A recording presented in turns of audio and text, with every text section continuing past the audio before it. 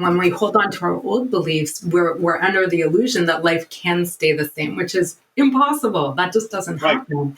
And so there are times in our life where certain illusions are helpful, like when you're a kid and you believe in Santa and it's fun, right? That can be a useful illusion for a child. Sure.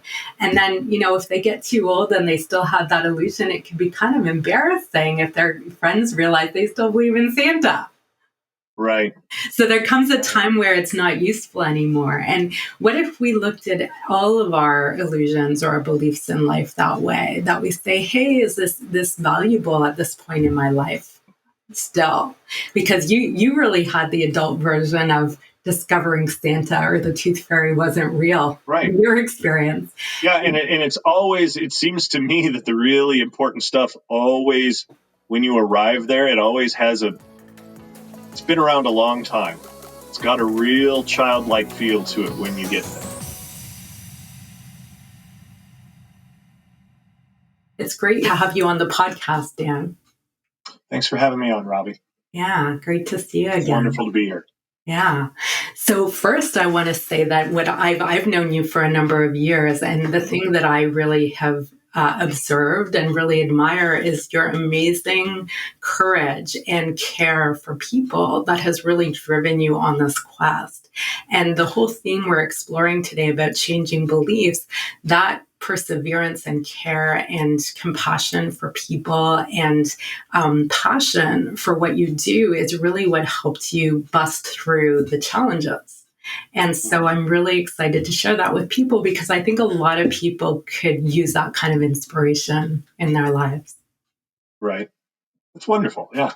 The thing that in listening to you talk, one of the things that a teacher of ours, Scott McFall, has told me, and I'm sure he's told you as well, is the only real learning we ever get is against our will. The only real learning we ever get is against our will. And that's, to me, an amazing truth about the way we function. That we really have to be stuck in something and unable to think our way out or find our way out or any of the things that we usually do. They just don't work. And it's only then that we really actually learn something significant and meaningful. I mean, we can take in information and do things, anytime. But to really learn something, that usually only comes against our will. And so one of the things that I've tried to do is to just be willing to, at any point in time, drop anything I believe to be true. Whatever it is, whatever you're holding, whatever I think I know, whatever I feel is the truth or is the truth for me or whatever it is, to really be able to live my life in a way where I can just put that down and walk away at any point in time, Yeah. So why don't you start by sharing with people how you were forced to learn this against your will and what that was like for you, like emotionally and just in your life? Like, tell us the story of what happened.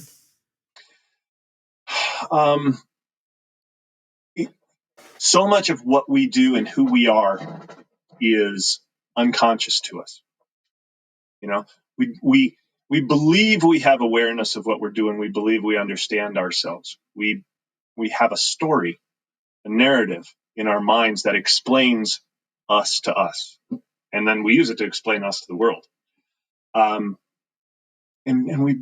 we suspect that other people may not know what they're doing or why they're doing it, but we tend to believe regarding ourselves that, yeah, we've got this. And really that idea that we don't really know what we're doing or why, and that largely we run a pattern of strategies, of skills, of responses, and it's the same pattern. We tend to run it. We run the same pattern in the same situations all the time. And so really a lot of the kind of the big things that I've noticed about myself have just been when I've actually been able to see that pattern in operation. So, going back to the beginning of my work, really becoming a hypnotist, was being able to kind of see this idea that everybody's pattern is different. one of the things that, let me change it. One of the things that happened to me recently, and even after years of doing this, is, I was very frustrated over some things that I couldn't do. And again, the only real learning we get is against our will. Very frustrated over some things that I couldn't get, couldn't understand, couldn't make work. And then again, I was working with Scott, and he simply continued to sort of confront me with my limitation and keep me in a place where I was feeling that level of frustration. And this went on for some time. One of the things that's interesting about changing is how long it takes, for me at least, that I have to stay sort of in this, I don't know, unhappiness, frustration, anger, whatever it is I'm feeling. How long I have to stay in it before I sort of pop out. And it's that idea that learnings are just sort of epiphanies that happen, but you have to stay inside whatever experience you're having and not allow yourself to rationalize or deny or delete or distort, and stay in that until that bell curve of experience kind of gets to a point where you move far enough through it that then all of a sudden you can have an epiphany. You'll understand something that you don't understand before. And for me, it was an interesting thing because there's still a part of me that doesn't always want to take responsibility for what I'm doing. I like to, the metaphor I use is I like to be in the front seat of the car, but I don't necessarily like to drive all the time. Just if that makes sense. I like to talk about where I'm going and maybe run the radio and stuff like that, be in charge of the air conditioner and the different things in the car and look and talk, but I don't necessarily want to drive. And even recently, I was kind of held inside something I was struggling with. And then that's the epiphany that came out of it, which is the way I think most learning happens to us, is it just appears out of nowhere, as long as you stay inside the experience and don't get out, And then I arrived at this place where, really I'm just trying to avoid responsibility for some of the things I need to do. And for me, at this place in my, 50 some years old, and I've been at this a while, and to arrive at a place where I'm still trying to avoid responsibility to some extent for some of the things I need to do. And that was an amazing epiphany to me. I mean, it may not sound like that to other people, but for me, it was a life-changing moment because as much experience as I have, as long as I've been in this racket, I couldn't see it. Didn't know it was there. Didn't realize what was happening. And then to have that epiphany and sort of arrive there, we're like, oh, that's what I'm doing. That's what I've got going on. And then in that moment, it becomes, at least for me, much easier to change that. You can work with it in different ways and change it and meet the world in a more useful way. So and that was just a couple of months ago. And I bet which I find more sort of amazing than the stuff that happened to me years ago when I really, wasn't as far down this path as I was now. And we know it's going to happen again. It's like the temper tantrums we have when we don't want to accept things. So, it's kind of a moment like when I'm thinking back to my early days learning to be a hypnotist, when my beliefs as well were being challenged, some of the things that really forced me to admit that I needed to change my beliefs or change the illusions I had, even to see that I had illusions in the first place, was that I was learning from Scott McFall, who's seen tens of thousands of clients, and it's been doing this for decades. And as a little tiny baby newbie hypnotist, for some reason, I thought I knew better than him. And it wasn't on purpose. It's not that I was being prideful, but I was really choosing to stay in my comfort zone. And I was choosing to interpret or pick and choose what to do based on what my old beliefs were. I was trying to fit this new way of doing things in an old framework. And so what really forced me to change, right, when you say we only change because we have to, we're forced to, is that I saw that my clients weren't getting the results that I wanted them to get. And I couldn't deny that there was a problem. And so I said, hey, maybe I should do it the way Scott's teaching me. And I did, and I noticed, wow, this is working so much better. And so but I had to, because to me, ethically, I wanted to do do my best for my clients. So that real life situation is what made me realize the value of this flexibility. But the way I grew up, the way it was just the way it was. It wasn't considered that there are different beliefs, or there wasn't an acknowledgement that we actually all have illusions. Like there is only illusion and there are only beliefs. But it's interesting how some of us believe that things are the truth, or we know the answer. Yeah, once we have that sort of way we meet the world established, we tend to vary from that hardly at all. We do the same things, same thoughts, same feelings. We're very patterned in how we live our lives. We do the same thing over and over and over again. And and what that idea that believing that everything you hold on to could be incorrect is useful. But the other thing I would say, way out in front of learning, that is incredibly useful to have, that you just said, is that in the helping professions, whether you're a hypnotist or a counselor or whatever, it's supposed to be about the other person. It's supposed to be about your client and their outcomes.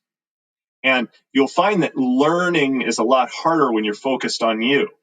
It seems to be, imagine that, easier to do if you're actually focused. Like you said, it's kind of an ethical thing. If you're focused on the other person and what you need to do for them, I'm going to hold myself out as a helper or a hypnotist or a counselor, so whatever it is, to really remember that that's why we're there. That's what it's about. It's about them and their outcomes. That seems to make learning a lot easier to do too. At the very beginning, when I kind of started on the path I'm on now, and I was working with Scott, one of the issues that I had to work on a great deal is I had kind of a stage fright, kind of a low grade stage fright. Performance anxiety is, I think, what Scott called it. Better word for it. And what happens is and it kind of ties in with that responsibility thing. When I was trying to change somebody, it wasn't about them. It was about me. I wondered if I could do it. I worried if I could make it happen. I wondered if I could get them where they needed to go. I felt nervous or restless about my ability, and I was lost in that. I wasn't focused on them, which is what I was supposed to put all that down and let it go, and and be there for them. And so Scott, in the way he does things, honed in on that pretty quickly. And the story of that is a long story with an incredibly brief ending. So I'm sure for months, he kind of worked with me, and we did, hypnotic work, we did NLP work, techniques of different shapes and sizes to try to blow that up, that thing I did. And I struggled with it a lot. And, and Scott, being a teacher, sort of kept me in that, not in an overwhelming way, but kept me inside that experience of struggle of where he kept me focused on the other person. He kept me, focused on the problem enough so I was experiencing it and wanted out badly. But when it came to, I finally went to see him in Florida and was working with him. And when we really kind of focused in on this, it was hours of him holding me literally in one spot, in one chair, in the entry of a Hampton Inn where I was staying. And we sat down, and I actually tell this story in the bigger picture. And he just said, we're not getting up until we're through this. And we really hit the bell curve hard, as you can imagine. And I joke in the book, we were in those seats for so long that the cleaners cleaned around us. I literally sat in the chair and picked up my feet so that the people could vacuum underneath my feet where I was sitting, because we weren't going anywhere until we were through. And that's, not only is that a necessary part of the story, once you're really focused on something, you need to stay focused on it. But it's also, on Scott's part, it's, when I look back on it now, it's an incredible act of love and kindness to have stayed with me and gone through that whole thing. as long as it took and as much I'm head pounding he must have done. I don't know. I never see him do that, but I suspect he does, at least with me. But we stayed in that, and I was denial, anger, bargaining, sadness. And then it's kind of as the stages of change. You know what I'm talking about? Mm-hmm. Kind of like Yeah. the classic stages of change. And I moved back and forth through there. I was denial for a while, and then I was anger, and then I bargained, and then I was back in denial, and I moved in this bell curve. I moved back and forth and back and forth, and I was angry one moment and trying to kind of rationalize my way out the next. And we just went through this, and he stuck me in this and kept me there. And when I finally sort of, again, the epiphany comes and you sort of pop out of it. And at the bottom of it, it was real clear. It was, well, what about me? Who's going to take care of me? And that's what was at the bottom of that hole, was this real clear one single statement. What about me? And when I arrived there, it was sort of like, holy crap. First of all, that's it. That's what all this is about. And secondly, that's what all this is about. So you realized you didn't have a choice but to be in the driver's seat. Before you were like, no, I want to be in the passenger seat. I want to be in the passenger seat.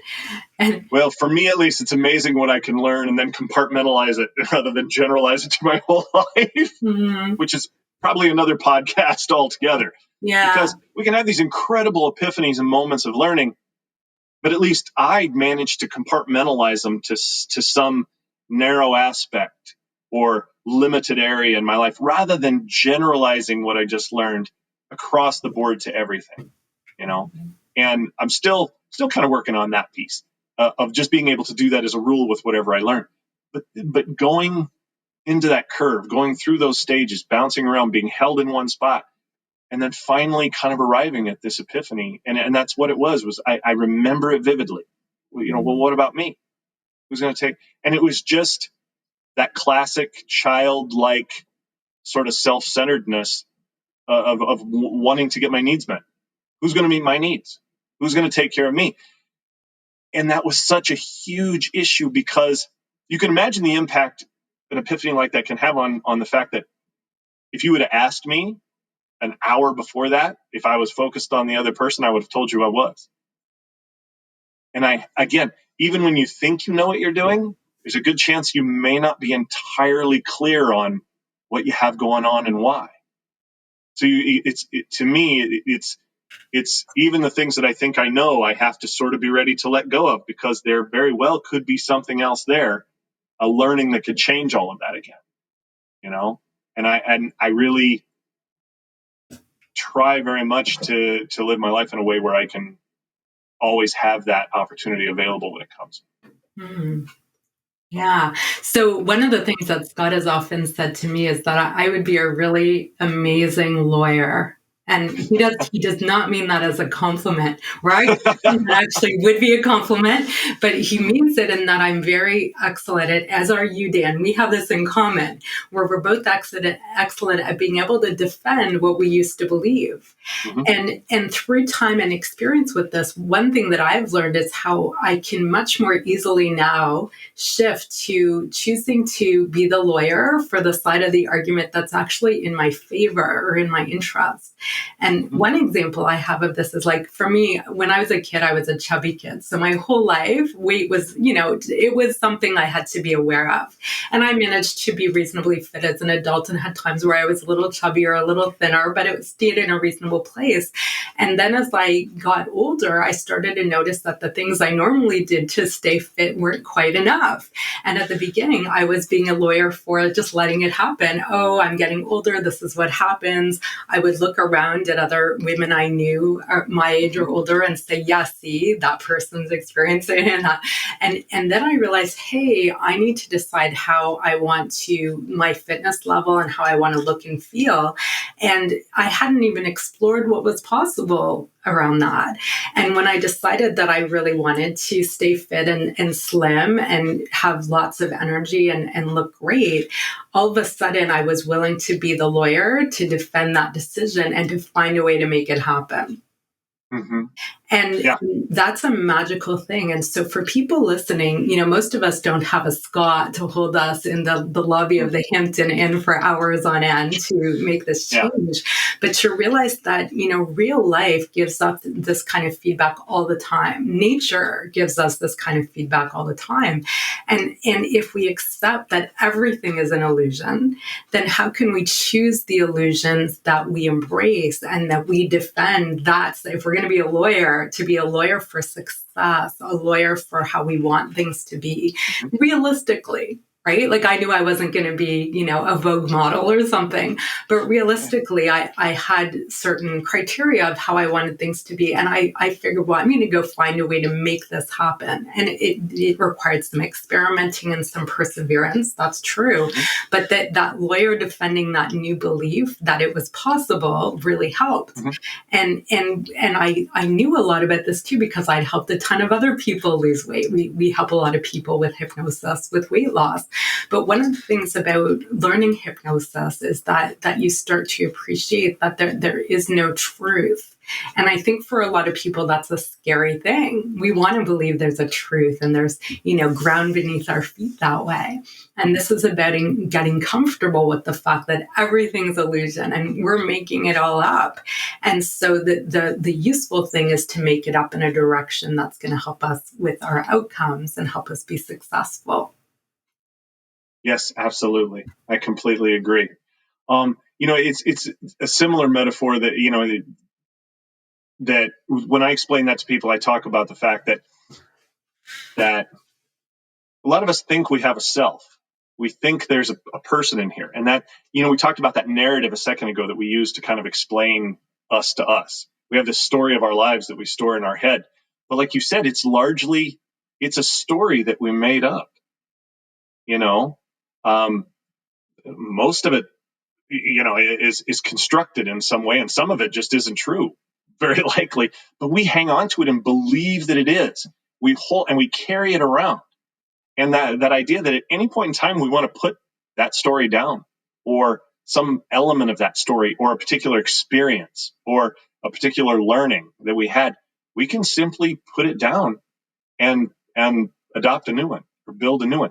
But we believe that once it's that's who I am, or it's my personality, or it's this is whatever my story tells me I am. We don't believe we can put it down. We don't believe we can let it go. And to really understand that all of that is, as you said, it's an illusion. It's something that we built because we were taking care of ourselves, or dealing with stress, or adapting to situations, or trying to figure out how to cope with whatever's happening to us. And we made it. We built it so we can put it down anytime we want and replace it with whatever we want. And that's kind of the interesting thing. You use that word. We're free if we wish to be. We're absolutely free to be whoever and whatever we are if we really want it. And then you need someone to help you, which is why, we go to hypnotists and change workers and things like that, is to help us do that. And I think there's something to be said, because most of us need a teacher. It's hard to read the label from inside the bottle type of thing. And that's why we seek those people out to help us. But you can become honestly, you're completely free. Whatever you want to let go of, you can let go of. Whatever you want to become, you can begin to move closer to that. Now, you may not you may not be able to become exactly that. But if you're on your way to whatever your outcome is, wherever you end up is going to be worth going. Period. Mm-hmm. And so I think one thing that I wanted to clarify for people is that where people get lost is that they're not actually clear on the outcome they want, or they're worried that if they choose it, they're going to experience heartbreak and disappointment because they don't believe they can get it. So because of those things, they're going to defend the old way. And when we're really clear about our outcome and we know it matters to us, and we have that clarity in ourselves, then we can keep referring back to that outcome to choose what illusions help us get there, what beliefs help us get there, and which ones do we have already that help us, and maybe we need some new ones, right? Right. And discovering, and it's a trial and error process. Mm-hmm. Yeah, it's trial and error. You make a decision, you make some plans, you take action, and then you get feedback and you learn. And then you make your next decision, take action, get feedback, and you learn. And that's the process that's actually worth having. That trial and error movement toward your outcome. That's where the learning comes from. And real life, that's where the amazing things happen. Real life is really your best teacher. If you're willing to observe, if you can see what's actually happening and be able to grab the bull by its horns and, face it, then that's where we can have a lot more flexibility and relevancy to the outcome. And I think a lot of people are afraid to face that for, they're in a routine that defends against that. So that pattern we run, that pattern we run has incredible gravity. We're afraid to let it go. And there's a part of us that we're fearful of letting it go, and we're fearful that we may not be able to get the other thing we want. And so between the two, we're stuck very often. I can't let it go, and I don't know if I can have this, so I'll just stay here and feel bad. And that's the classic compulsion. That's the top dog underdog thinking that we become stuck in. I want this over here, I want this over here. Well, don't do it. You can't make it. It's going to be, and we get stuck in there and paralyzed. And so a lot of the stories we're talking about, these moments of epiphany that happen, are really where one side of that argument just quits talking. It runs out of gas, and all of a sudden you can see right through it. And you're like, oh, well, that was an illusion. And when it vanishes for that moment, anything is possible. Anything. Then all of a sudden you're free to create yourself, to become whatever it is you want to become. So the faster that we can be willing to set outcomes for ourselves, and of course they need to be realistic. We don't want pie in the sky things because that's not going to help us. But if we can set realistic, real life outcomes and make that like our guiding light, right, our North Star, and we're willing to very boldly be real with ourselves about, is what I'm doing actually working? Like when I was going through my quest to find a different way of eating and fitness and sleeping and, managing my life to be slimmer and to have my body, with hormone changes and things like that, cooperate with that. I was really doing an experiment on myself and saying, okay, what happens if I do this and what happens if I do that? And that willingness to see what's actually happening and admit it and be willing to change so that I didn't have to stay too attached to any one thing because I was still referring to the outcome. So let's say I tried to do a certain kind of fitness and like when I've always worked out my whole life, but sometimes earlier on when I was younger, I got away with doing a relaxing swim a couple times a week and maybe a yoga class. And now in my life, there's no way I could get away with that. I need more intense fitness. And so I had to realize that I could do more in terms of fitness than I ever thought possible and that I could enjoy it and see the kinds of results I was getting. And the only way I could find the combination that worked well was through this experimenting and being willing to be real. And that back to that part of what keeps us, we're afraid of letting go of what we have, and we're afraid we can't get what we want. And the idea is when you go into this, make a decision and start to take action, we have to, speaking of sort of changing our perceptions, we have to become okay with failure and to understand that that's part of the learning process, that it's okay to fail. It's all right to not know. It's all right to fall down, pick yourself up. That's the only time we learn. The remember the only actual learning we ever get is against our will, which really, if you extrapolate that, that means that our mistakes are really the only thing that we learn from. Who learns anything from what they did right? You learn very little, because what you do right generally only confirms that whatever you got going on is working fantastic. So it's only in our mistakes that we actually have an opportunity to learn and change and become something different. And we spend so much time avoiding mistakes or minimizing them. And I get it. Risk management is an important aspect of life, depending on what you're dealing with. But to really embrace that idea that it's okay to make mistakes, and that when we take an action and we make a mistake, we should be able to feel okay about that, feel positive, to see it as an opportunity, to be able to see feedback from reality, like you said, like check in with reality, to see that feedback and feel that feedback as a positive thing, as a like, wow, okay, great, I just took in something new. So now I can steer this in a useful way. But rather than kind of feeling that way about it, we tend to try to avoid it or minimize. We avoid encountering it, and we minimize it when it does happen. And as a result, we cheat ourselves of exactly what we need to have, and we make it there's so much more suffering in the process that way, And as I far as working on remember, that, go ahead. yeah, I remember once years ago, I had this really great teacher, and one of the things she did was she asked the class, we were adult learners, and she asked the class for some feedback about how the class was going and how well we were able to learn what she was teaching.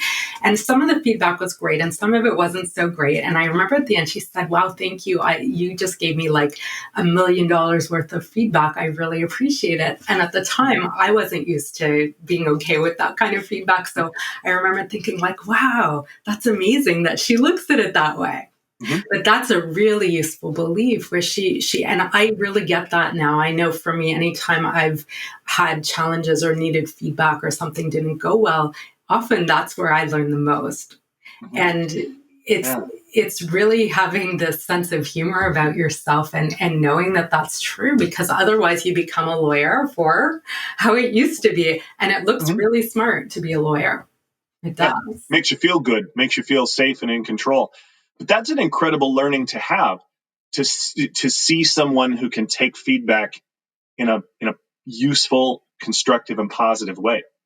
I mean, I've been lucky enough now to meet, a line of people that can take feedback that way. And it's always the same, especially when you don't take feedback necessarily. You're not really embracing it. It's not your first instinct.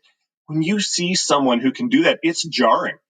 You're like, it's like, really, and you kind of watch it and see what's going to happen. But those are the people we should be paying close attention to. People who can take feedback usefully and in a positive way and doesn't alter their mood at all. They simply take it on, see what's useful in it, and let go of any of the other baggage they might have, and immediately take that information in and, I'm going to change this and this and this. I'm going to do this differently next time. And it never changes their mood.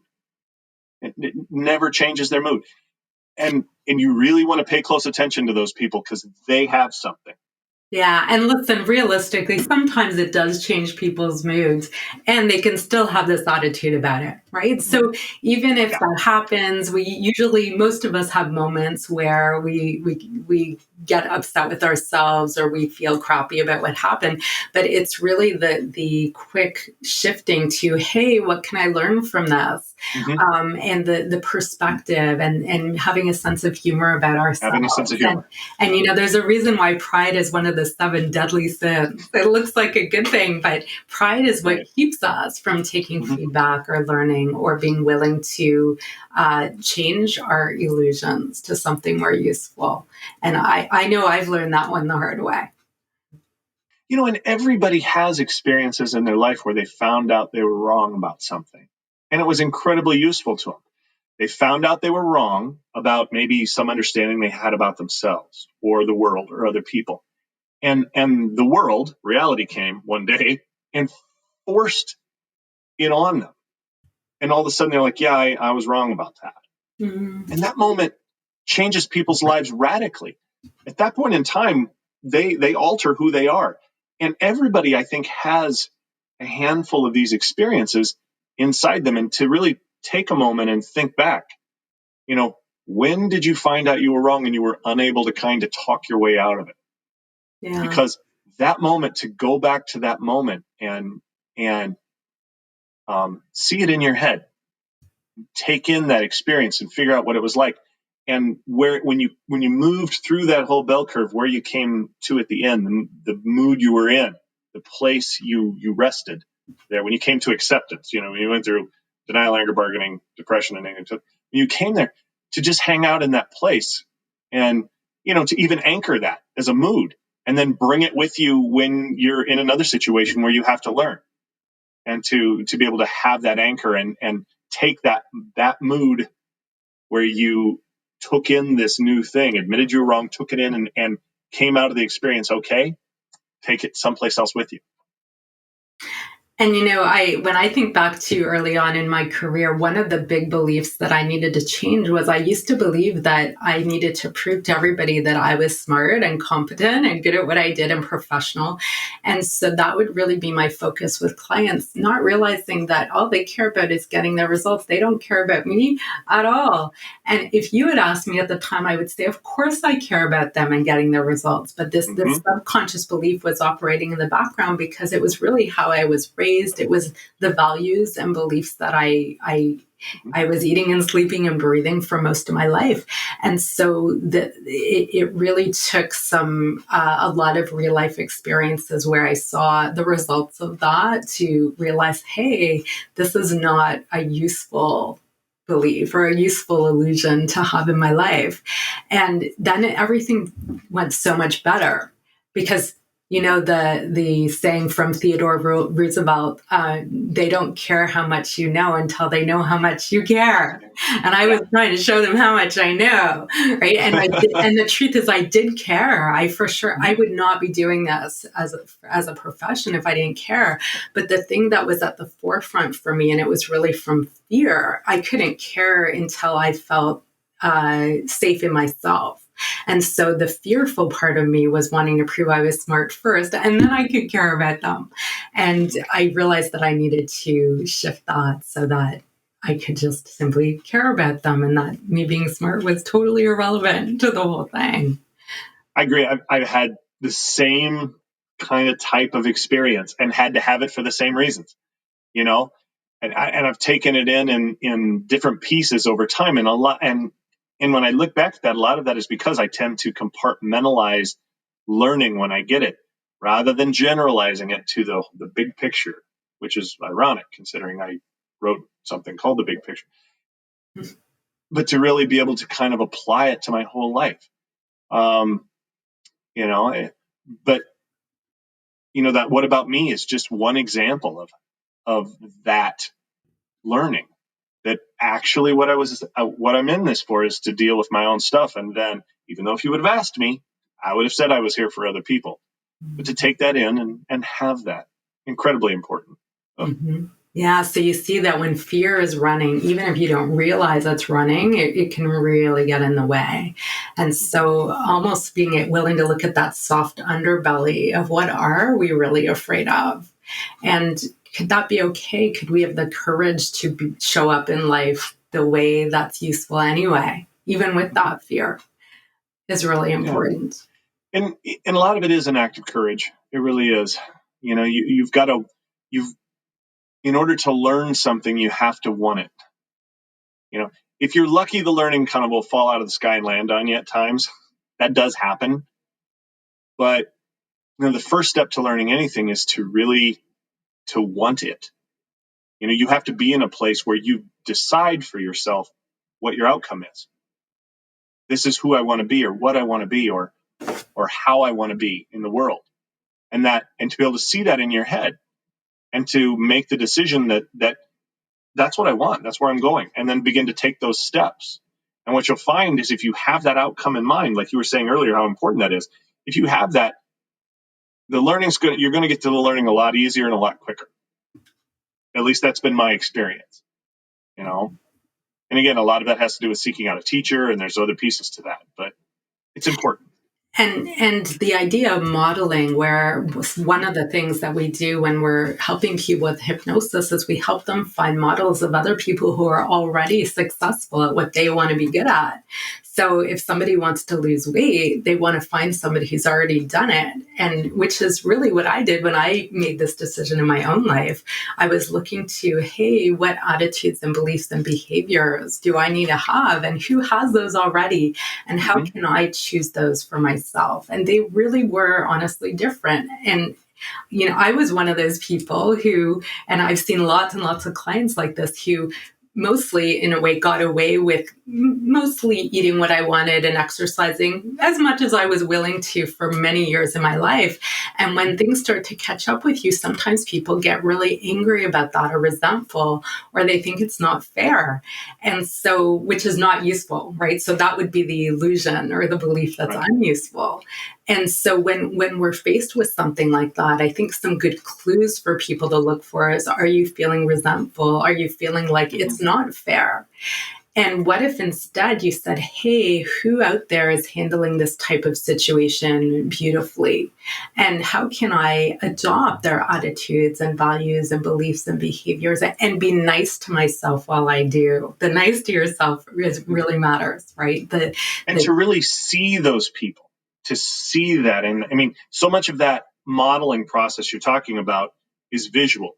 To be able to see them in your mind doing what they do, and to really watch and take that in. And then to use that as a model to see yourself doing those things, taking those behaviors, those attitudes, those values into your life, home, family, friends, work, and to really see yourself doing that. See yourself dealing with challenges that come up using those same attitudes and values and beliefs of the people that you're modeling, and to really practice that into your head and to see it happening.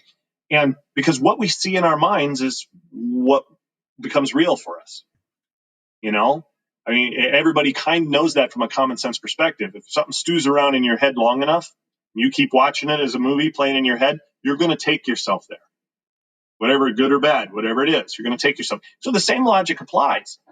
But that modeling, to see that model, see them doing what they're doing, notice, watch them, attitudes, values, beliefs, behaviors, and see yourself doing the same thing in the way you want to do it, in the places you want to be. See yourself all the way to whatever your outcome is. I want to be a fill in the blank, or become a fill in the blank, or whatever it is. And to see yourself taking those attitudes, values, beliefs, and behaviors all the way there, over time, to watch it play out and really have that experience in your head, so that it has an opportunity to change you. So you have an opportunity to learn in the process. So it's, that's the key. Yeah. And an assumption we're making in all this is we are actually embracing the fact that life changes all the time. And when we hold on to our old beliefs, we're under the illusion that life can stay the same, which is impossible. That just doesn't happen. And so there are times in our life where certain illusions are helpful, like when you're a kid and you believe in Santa and it's fun, right? That can be a useful illusion for a child. Sure. And then, if they get too old and they still have that illusion, it can be kind of embarrassing if their friends realize they still believe in Santa. Right. So there comes a time where it's not useful anymore. And what if we looked at all of our illusions or our beliefs in life that way, that we say, hey, is this valuable at this point in my life still? Because you really had the adult version of discovering Santa or the tooth fairy wasn't real. Right. In your experience. Yeah. And it's always, it seems to me that the really important stuff always, when you arrive there, it always has it's been around a long time. It's got a real childlike feel to it when you get there. Mm-hmm. Like, what about me? Oh yeah. I mean, that was so further back in my life when that showed up, and it's just been with me in that form ever since.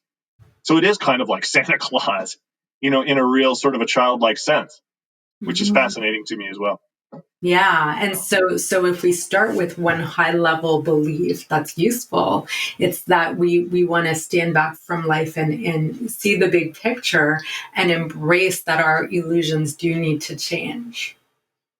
Yeah, I Yeah. agree wholeheartedly. Yeah. So, Great. So Dan, tell people, how can they get your book? I know your book is coming out anytime now. So how can they get a bigger picture?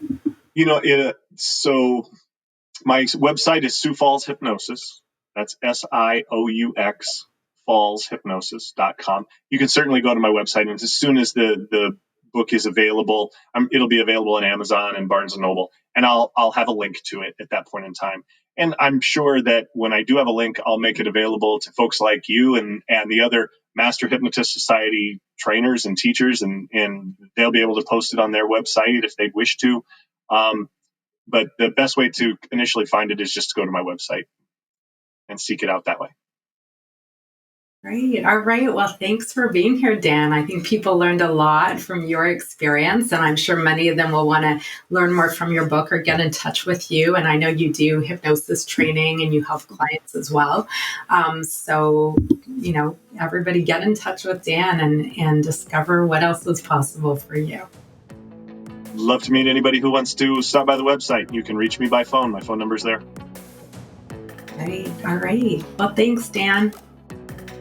Being stressed out has become a way of life for many. Often, people attribute stress to life circumstances or the way they are wired, but it doesn't have to be this way. Join us for next week's podcast and learn how you can let go of unnecessary stress and become calmer and more relaxed in your daily life. To find out more about how hypnosis training can help you, go to hypnosistrainingcanada.com for more info and to schedule your free consultation. Remember to click the button to subscribe, share the podcast with a friend, and please leave us a review so you can help others benefit from the podcast too. Until next week. You've been listening to The Hypnosis Show with Robbie Spear Miller. Tune in next time to learn more about how you can change your life with hypnosis. And if you are interested in learning more about training opportunities, go to hypnosistrainingcanada.com and schedule a free consultation.